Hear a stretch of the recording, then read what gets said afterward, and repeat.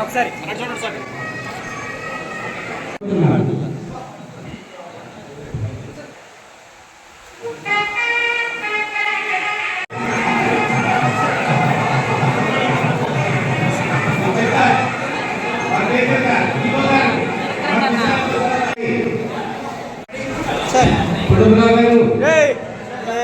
ఆయన గురించి చెప్పాలంటే పేదలు ఆదుకునేవాడు, తన నమ్మినాళ్ళకి తాళి కొట్టుతాడు చేసేవాడు, ఇళ్ళకి రాయి పంపించేసేవాడు.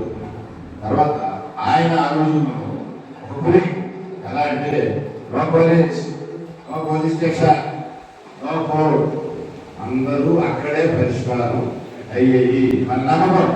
సుబ్బారావు గారు ఆయన పరిష్కారం చేస్తారు. ఎలా ఉంటారండి మోహన్ 2019లో తెలుగుదేశం పార్టీ ఓడిపోయిన సందర్భంలో అందరిలాగే సహజంగా నేను కూడా అనుకున్నాను. సహజంగా గెలిపోవడం సహజం.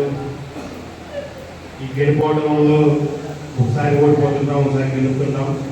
ప్రజలు జగన్మోహన్ రెడ్డి మేకతోలు కప్పుకున్న మేకవాణి పుల్లి లాంటిదని తెలియక ప్రజలు ఓటేశారు.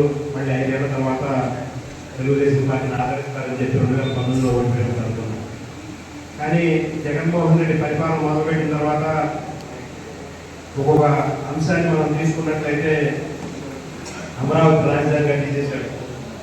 అదేవిధంగా పోలవరాన్ని కట్టడం అక్కడే ఆపేశాడు.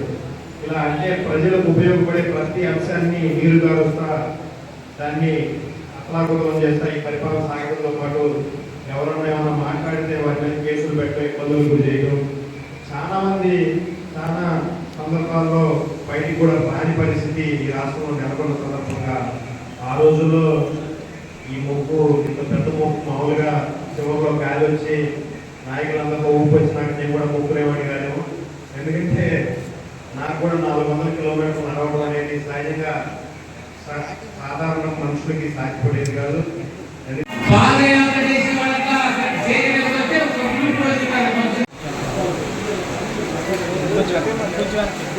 కెమెరా తీసుకో.